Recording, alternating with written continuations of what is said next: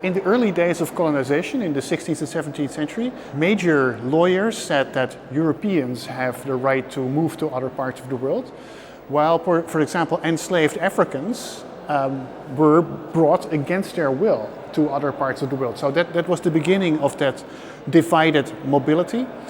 Since the middle of the 19th century, in Europe, you see that Europeans still have the right to move around, but for example, Italian workers who moved to France did not have the right to move as they like, but they could be expelled by France if France wanted that. And in that process, Italians were being racialized, so they were constructed as being racially different. In the process of justifying the control of migration of Italian workers to France, in the 19th century, scientific theories were being invented that said that Southern Europeans actually were a different species of human beings than Scandinavians and German Dutch.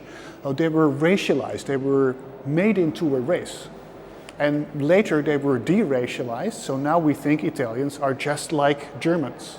What you see in migration law in Europe, also in other parts of the world, but I'll focus on Europe. So what you see in migration law in Europe is that it excludes all Africans and most Asians from free movement, while Europeans and their descendants in settler colonies do have a right of free movement, not just in Europe, but also across the world. This has been brought to the Human Rights Court in Strasbourg, so to the European Court of Human Rights, where people said, hey, it's unfair.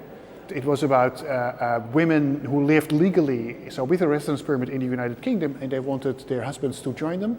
And they said, it's unfair that I cannot do that.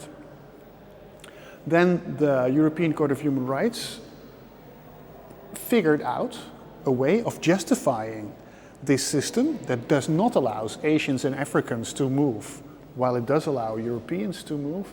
And it succeeded in doing that without mentioning the word race. So it allowed states to do race without using the word race.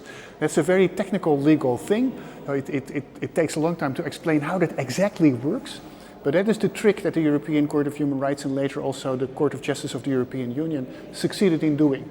Doing race without mentioning the words. Doing race essentially is making sure that your legislation has different effects for people of color and than for white people without mentioning race. One alternative is the way in which the Inter-American and African human rights courts interpret human rights. They do that differently than the European Court in Strasbourg.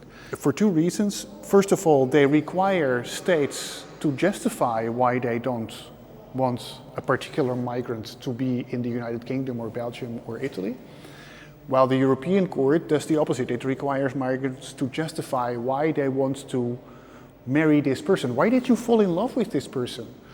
Couldn't you fall in love with somebody else?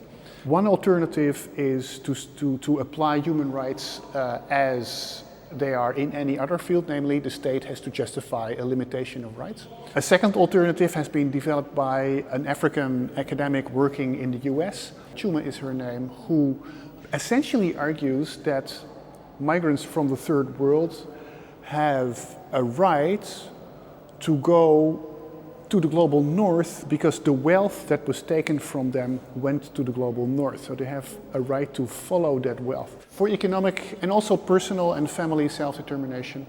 So her approach, it's very interesting and new. It's also very problematic. We're having lots of debates about it, but that's a second alternative.